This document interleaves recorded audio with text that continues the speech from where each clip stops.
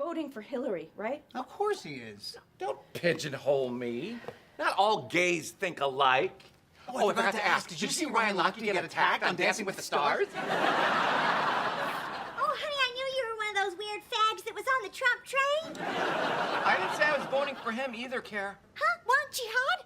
Who doesn't love a good blast from the past? The former NBC hit series Will and Grace will be making a comeback, set for a revival in the 2017-18 television season. But will it be everything you remembered? Here to discuss the hit or miss marketing of nostalgia is MarketWatch's Catey Hill. Hi, Catey. Hi. Great to see you. So Will and Grace is coming back. That's exciting. It's so exciting. Same cast? The main four are back. Deborah Messing was sending super excited tweets yesterday. I myself am super excited about this. You were a fan. Big fan. Yes. Me too. And it's been a while. It's been a while.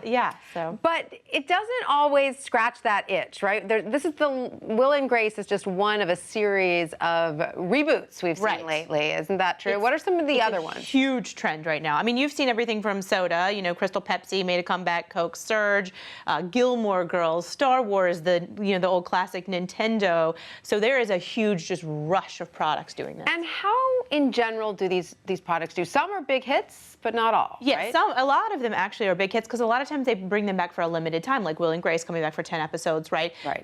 Crystal Pepsi was just out for a few weeks, and so people go crazy because it's a limited time, and so they do quite well. But they don't. What about Gilmore Girls? The critical response was through the roof. Everyone was excited, but viewers were a little more tired. Yeah, I mean, if you read comments on the stories about Gilmore Girls, you were like, people weren't that excited. But yeah, that tends to be what happens, right? So what is it about bringing back products from the past that's so appealing? Yeah, I mean, I talked to a lot of psychologists and sociologists about this, people who study this, and they said, we live in a time of really rapid change. I mean, there's like practically a new gadget, new stuff all the time, and people just want to go back in a way to a simpler time, and nostalgia kind of does that, like, oh, remember those nights when I used to curl up on my couch and watch Will and Grace? Way before social media. Right, before I was tweeting every 10 seconds. People get that in their head, and that's the real appeal of these products. And how can this, this emotion, this connection affect our wallets? A big time.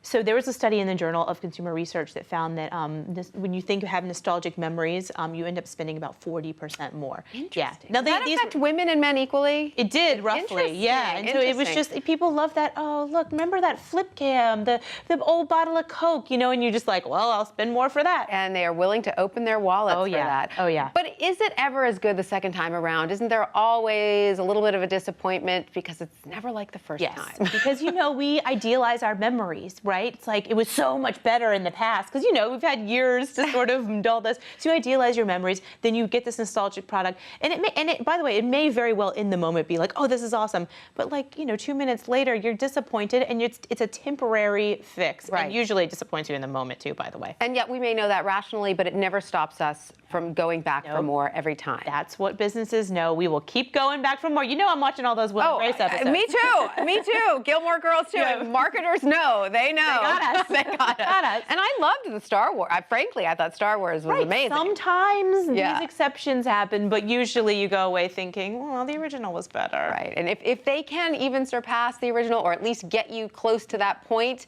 they've got a huge hit. That's a hit. That's a hit. There you go. That's a hit. Yeah. All right. Well, the jury's still out. We're going to watch Will and Grace, and we'll be back to talk about it. Catey Hill, thank you so much for that.